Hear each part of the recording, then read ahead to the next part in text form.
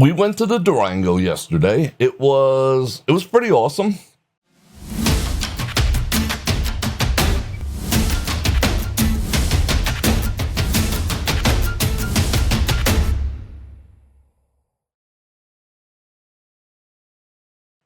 I didn't know if I was going to get there by the quote unquote 10 a.m. open, which didn't happen, but I got there at about 10:02 or so.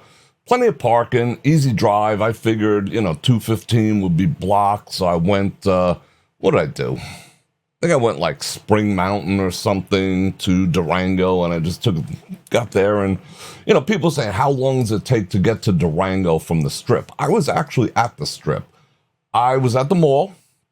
I had to conduct some business at the mall, and I left from the mall to Durango. And if you know where the Fashion Show Mall is, that is right across from the Wynn, right next door to Treasure Island, right next door to Trump International. So that's the Strip. Might not be mid-strip, Strip nonetheless. So the number isn't going to change. It took me 26 minutes I left at like 9:20, which is just past rush hour. So yeah, it's not, someone was saying, well, it's just 15 minutes or it's 10 minutes because it's only 8 miles away. It doesn't work like that, unfortunately, in Las Vegas. 8 miles could take you, 20 minutes. That's the norm. I mean, optimum conditions, maybe 15 minutes. Other than that, it's not going to take you 15 minutes. Took me 26, which isn't the end of the world. So figure a half hour if you do want to pay that place a visit. It's the equivalent drive, I would say, to Red Rock Casino would be about the same. Same owners. You got Red Rock, you have the new Durango. Are they the same? No. Are there some elements that are similar? Yes. Now, you got to understand, Red Rock was built, almost 2 decades prior to. Red Rock is gorgeous. Red Rock is beautiful. Red Rock soothes my very soul because I like the color palette. I like the vastness. It's a very large place. Durango, here are my impressions of Durango. I liked it. They built that.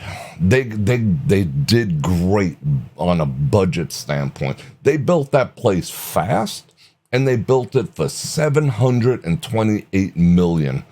Which is a bargain by today's standards. That's prices going back, years. So they got it done cheap. It's not huge. It's only, I think it's an 80,000 square foot floor, and it's got 200 rooms. So it's not like, 2,000 rooms and all. It's not a strip property.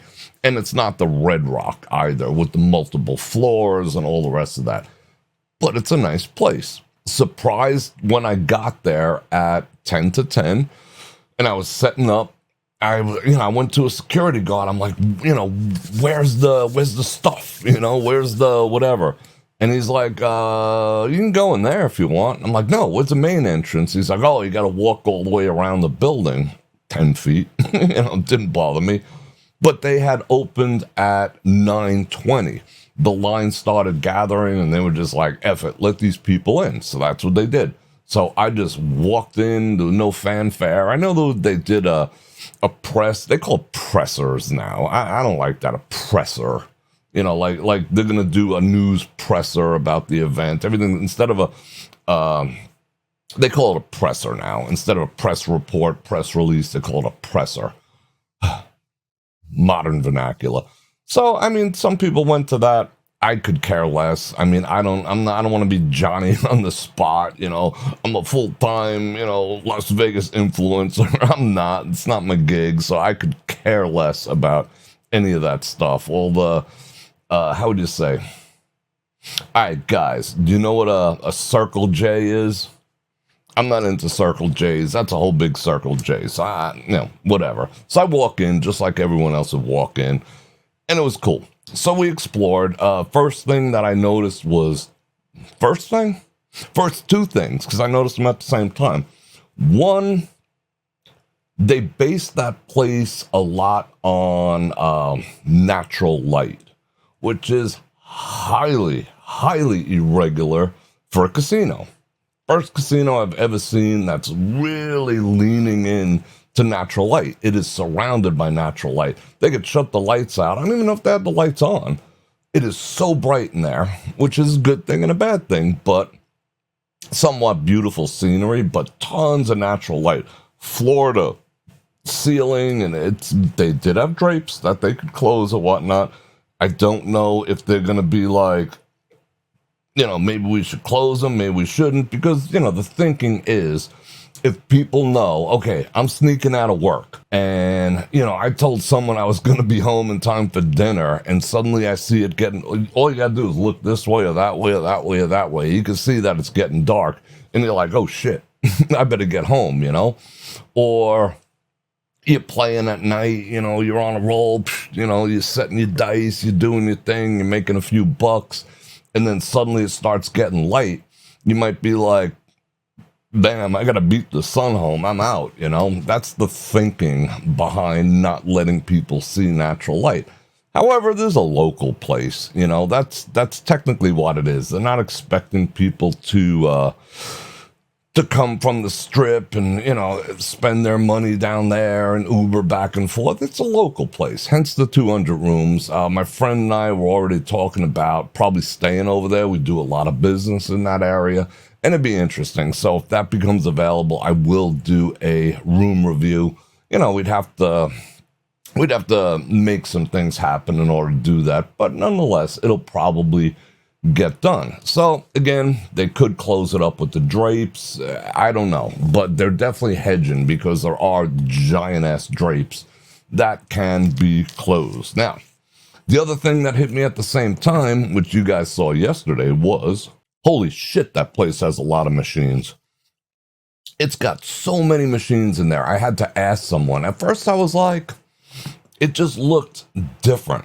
And then as I'm maneuvering, I'm bobbing left, I'm bobbing right, I can't get through here, I'm turning sideways.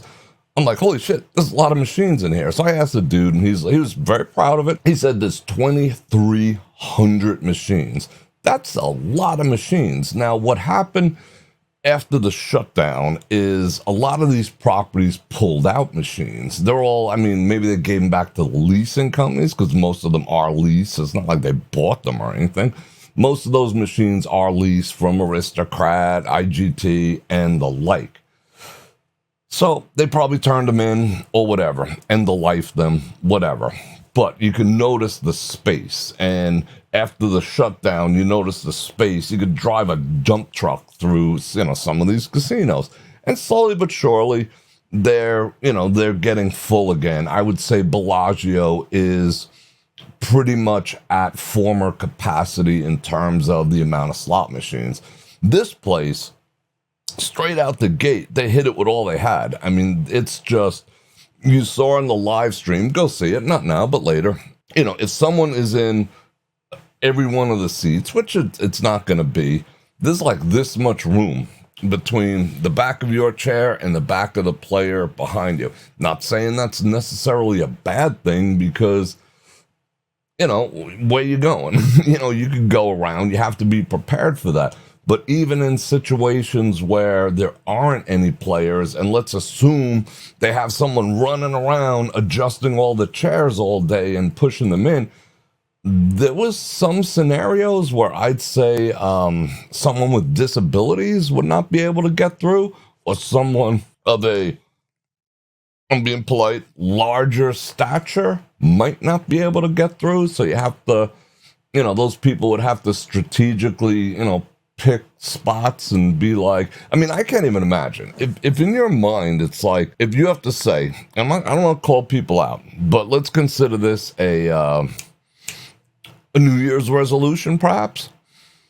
If you're walking somewhere and you have to say to yourself, unless you're Captain Dave, who's just big dude, if you have to say to yourself, if you're of average height, let's just say this, and you're not like on the roids and making all the gains like Ronnie Coleman, if you have to say to yourself, I can't fit through there, time to think about some changes. You know what I'm saying? Time to think about whether you should have that second serving of mashed potatoes on Christmas. You know what I'm saying? I'm not calling anyone out, but let's just call it like it is. If you feel you can't fit somewhere and you're of normal stature, but you're just like,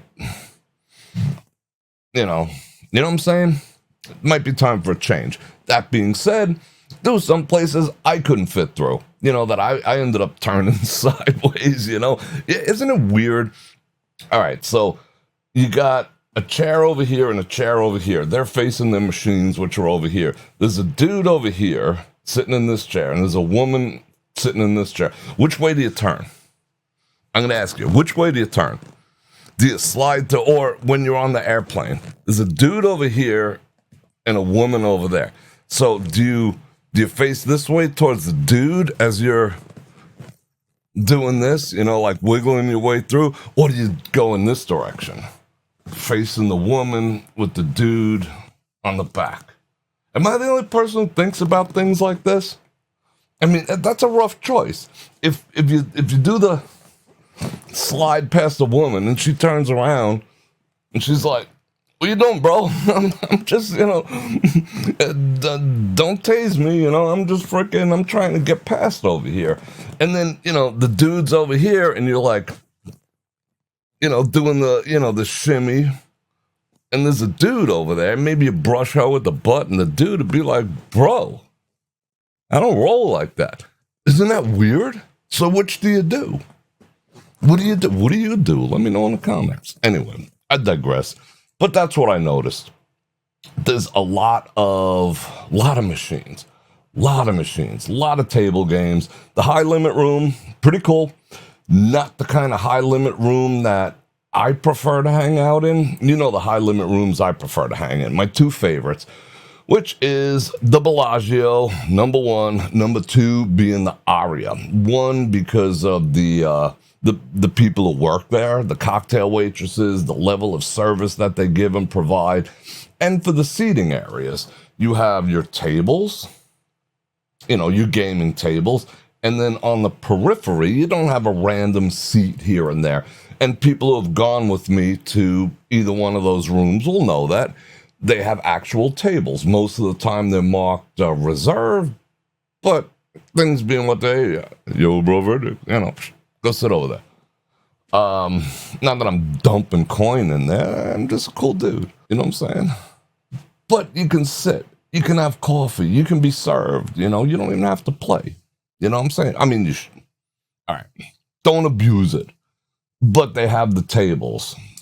And then they have the tables outside of the tables for you to hang out. And sometimes, me and my bro, we used to sit there and figure out the meaning of life for a half an hour. Other times we might play. Other times we might be like, even the waitresses in there will ask, like they'll kind of feel us out. Are these guys trying to figure out the meaning of life? Or do they, a little more outgoing? And if they feel like, we're negotiating and we're figuring out how to handle this situation and that situation, they'll step back. They're great about that. That's what I like about those rooms.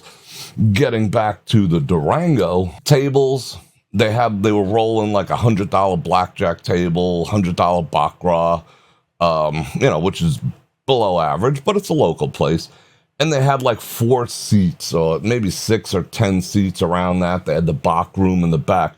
The bar area, which in Aria and Bellagio, there's a big bar there in both of them. Here, they had it separated. There's actually a wall. You have to walk up from the high limit room into the bar area. So for all intents and purposes, if you just want to have a drink in high limit because you like the atmosphere, it's your country club mentality of I'm going to treat myself, or they know me here, whatever the case may be. You're isolated. It's just like going to any other bar. It doesn't work for me. It might work for you. Does not work for me. Sometimes I just want to sit at the bar, I just like, just open. That's all I'm saying. The RW sort of changed that around too. That's why, F them, but that's why I originally stopped. Remember all the live streams we used to do from the high limit room when they first opened? Because they had the same environment. Has the gaming area and has the salon that surrounds it where you can chill and the bar. But there is a room called the Belair right past the lobby to the left. There's the Belair. I love that room. I freaking loved it. It was cool. It's got like an airy vibe. goes to outside. It also goes to the pool. It had various seating areas. The internet connection there was on point. All the tables had electrical connections. So if you wanted to do some business there, they had standing tables and high tables, because I love a high table. They had really relaxed seating area. There was a bar in the center, and there was, I might change, but there was at least 5 or 6 cocktail waitresses there and 2 bartenders, so it's not going to be a problem. I like that area. That I can see, I can see that as being a spot that I would hang out in. Now, the rest of the casino, obviously I didn't eat yesterday.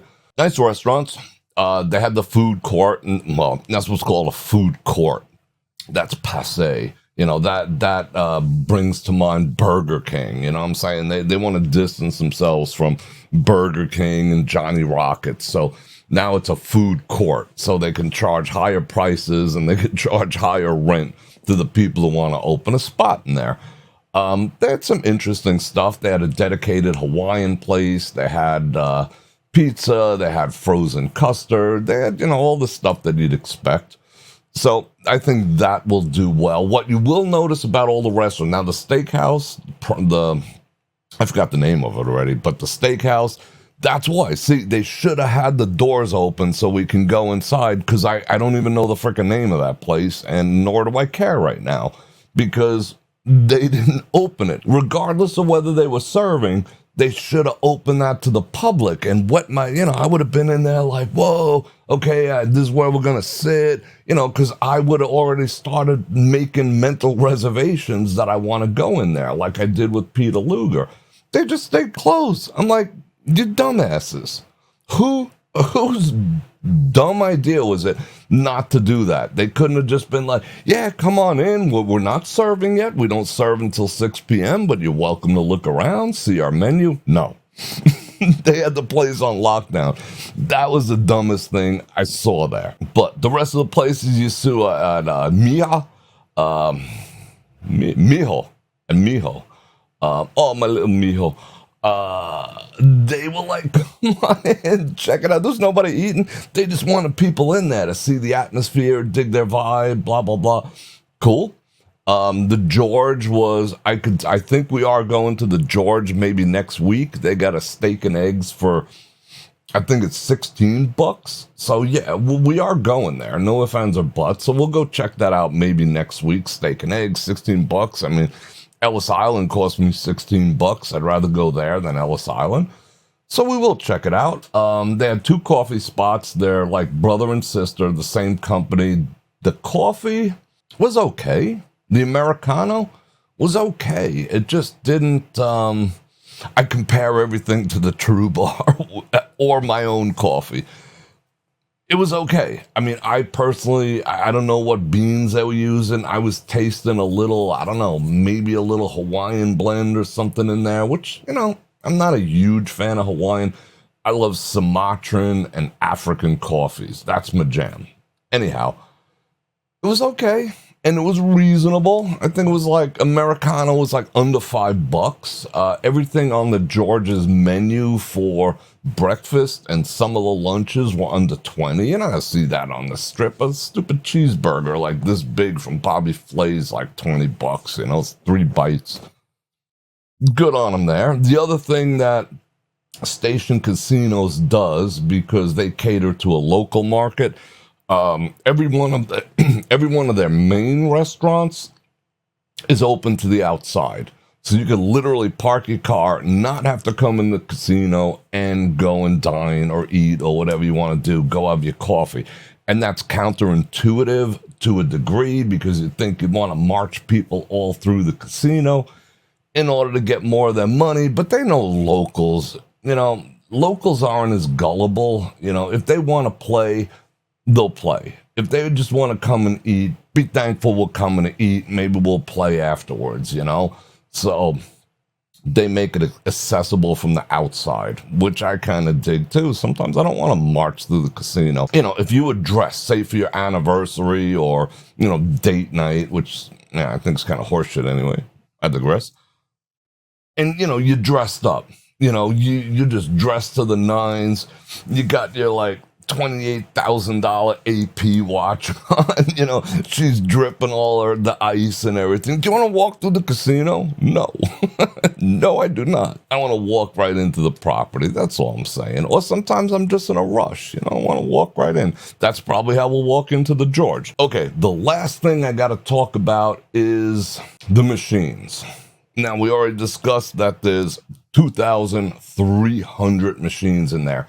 They had a high proportion of video poker machines, which I'm a proponent of, because slot machines you might as well just set fire to your money these days. They are just so freaking tight. And this is someone who enjoys playing slot machines. You might as well just set fire to your money, at least warm your hands. You'll get something out of it, But slot machines, not so much anymore. But I did play. Now, video poker, most of the video poker machines were either progressives, which I'm not a fan of because the odds are skewed. You could see it in the pay tables. Or they're the arcade style where, multiple bonus spinning X multiplier bullshit slot machines. For all intents and purposes, they're slot machines. Yes, if you got a royal on the bottom of 100, games and they all had 10x multipliers, yeah, you could pay off your house. But the the volatility is ridiculous. I'm talking old school. When I say go learn how to play video poker, especially at a bar and have a few drinks while you're there, because that's the cheapest way to drink. Traditional old school. You'll find like 851 games in most places. Hard to find 9-6. However, don't play those freaking arcade games unless you're just that hooked on the adrenaline, or you just got that much money to burn. If you got that much money to burn, go help some people out. That's all I'm saying. Now, back to the machines. I saw one hand pay.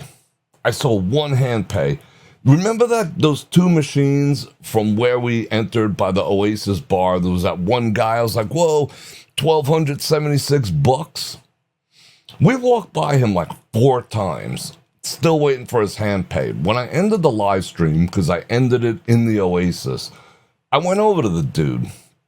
And I'm like, bro, you've been waiting a long time. He's like, yeah, an hour and 15 minutes. And they keep telling me, don't worry. So they sent over a security guard. And the security guard, and I could tell it was a security guard because, I saw the Glockenspiel printing and whatever. And, at one point he was like, he'd like pulled his jacket back and he was like, I thought that was a little odd, but I'm just like, yeah, whatever. I'm not impressed, but cool. Yeah, what kind of holes do you use? He was blowing so much smoke up this dude's ass. He's like, yeah, it's like a pro and con thing we got going on here. Yes, you're waiting 2 or 3 hours for your hand pay of $1,276, which I think is a conspiracy. Whenever, you see, $1,201, $1,276, $1,242. Well, how does that always work out? That it's barely past 12 that you got to pay the taxes on it, but I digress. He was saying, oh, don't worry. See, that's the thing. All the machines, you know how it is when a new property opens, all the machines are all loose. So, you just kind of got caught up in that. So, yeah, you got your hand paid, but, it's going to take until frickin' next Tuesday to get it. And I couldn't believe a security personnel was blowing this kind of smoke up his ass. Whatever. That's a myth. We all know that's a myth. Those machines I played 3. I played 3 altogether. They were freaking tight. They were tight. Just bad patterns from the get-go, super freaking tight. I didn't see anyone winning anything per se. I just saw people like, aren't these machines supposed to be loose on opening day? And just, funneling money into them. I saw that one dude get a hand pay, and that's it. Shout out that I didn't see a lot of malfunctioning machines, which circa, they would just smoke was coming out of them almost. There was so many down on opening. I think I saw 3, which is to be expected. More probably go down in a regular casino on a non-opening day, but tight. Tight, just like everywhere else, just tight. Local place, tight. Don't get fooled, tight. They were tight. I did not look at any payouts on the video poker. I left about 15 minutes. I put another like $60 into another machine, and it was just like it just sucked my money like a frickin' Hoover and didn't even say thank you, you know. It sucked my money like a golf ball through a garden hose. It was just like, whoa. No thank you. I mean, Red Rock, I know of a few machines when we go over there that I do like to play, and I can't say that I win on them all the time, but there are times I can win on said machines, you know, and other than that, I got to use my discipline and whatever. But these, I just felt like I had zero fighting chance. And you could just see people, they were just like,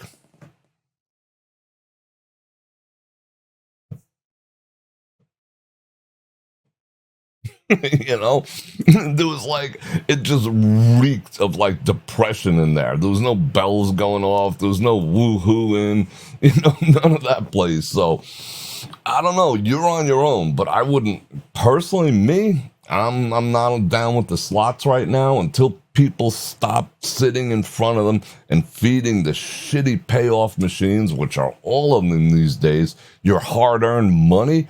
If you boycott the machines, they will eventually loosen them up. That's how it works. As long as people are still willing to just burn money into these things, they'll keep tightening them and boiling the frog. Opening day, I mean, I saw one hand pay in the 3 hours I was there. And it wasn't like I missed one over there, I missed one over there, I missed one over there. I saw one. And they made the guy wait like 2 hours. Yeah, I mean, I'm into that place. I don't know. What did I spend? Like 120 there yesterday? It's not gonna ruin my life or anything, but oh my god. It's just stupid tight. I had to prove it to myself, and you know, I did 2 machines live, and did you see anything? I mean, at $1.20 times 60 spins, let's do the math. That's 50 spins I gave it. We never even, I think only on 1 or 2 spins, we actually got our bet back. And the rest of them were just gone. That whole series of $60, just gone. Just gone. You know, I mean, you're not getting a drink out of the deal. So in order to even get a drink, and I don't know how those waitresses go through all those, you know, tight spots like this and whatnot. You ain't getting a drink out of the deal. You ain't even getting your $100 beer when you blow through $100, because $100 at $1.20 bet, which is a hair above minimum bet, lasts you a few minutes. You know? So I hope they do something about that. You saw that, right? No love. I think there was one bet on the $1.20 that I got back like $3 or something. I mean, I didn't even get those. They call them fake wins, or I call them fake wins, where you bet $1.20 and you get back $1. That's not a win, but people are like, oh, I won $1. No, you didn't. You still lost 20 cents. It's a losing thing. So they're like fake wins to trigger your endorphins and whatnot. And of course, they allow you to play a little longer, but they're fake wins. You know, like you're betting $1.20 and then you get 2 elk and it's 40 cents. It's a losing spin. Any way you cut it, you lost, but you feel good because, you know, you won a little something. Didn't even get any of those. It was just like, and like continuing to play, it was just the sheer shock. I'm just like, no, it can't be that bad. And I was calling it out too. Whenever you see on a buffalo, aces, they're not A's, they're aces and wolves. They're not coyotes. Aces and wolves. Constantly. That machine is not paying you. Whenever you see a combination of cougars and queens, that machine's not paying you. Whenever you see a combination of aces and wolves, that machine is not paying you. And what did I sit there and do for about $45? Aces and wolves, aces and wolves. I was calling them out. Aces and wolves, aces and wolves, aces and wolves. Dun, dun, dun. So, to wrap it up, those machines seem tighter than a snake's ass. Maybe tighter than a clam's ass. I don't think I will, even though I'll hang out, might even, stay over there when I have to do business over there. Like the Belair room, $16 steak and eggs. It's a New York strip. which, you know, like they say that at Ellis Island. I don't know, maybe different New York than I came from. They're 14 or 12 or whatever. I'll go do that. You know, might go to that steakhouse, even though I have no idea what it looks like on the inside because they were so dumb they didn't open it. Don't get me wrong, I'm not complaining. I kind of like the place. I ain't playing their machines ever again. I'll tell you that right off the bat. I mean, that just left such a bad taste in my mouth on opening day. I ain't putting another freaking dime in there. And you could like super chat me $100 while we're live over there, which we're going to go back in like 2 or 3 weeks, maybe a month, and see if they're still friendly to me, you know, walking around and doing my thing in there. And if they, you know, they tell me that's not allowed, then I'm just going to be like, all right, cross you off the list. But Red Rock allows me to do it, which is cool. So maybe they'll let me do the same thing, or at least chill in the Belair area and whatnot. The Belair. I'll be the Fresh Prince of Belair. Why am putting another freaking dime in those things? I'll tell you what. Last thought on the Durango is as follows. Is it going to succeed? Because that's what a lot of people saying. Oh, that place will do just fine. One, they built it for $728,000. They're not into it for, you know, $1.5 billion or anything. Doesn't require a ton of staff because of the amount of rooms, because of the property. They'll do well over there. People say, well, that's like, it's kind of like Resorts World, but for the locals. Perhaps it is. But the locals, that if you know that area, which I know that area, there's no other game in town there. You got to drive up to the Red Rock. There's no other game in town. So they have a captive audience. They're going to do well. They're going to do well over there. There's no chance of that place failing whatsoever. I'm calling it right now. Might go up, might go down, you know, when people hear about those machines. But, you know, local people, you know, they're going to get the local degens in there who are just always one bet away from breaking even.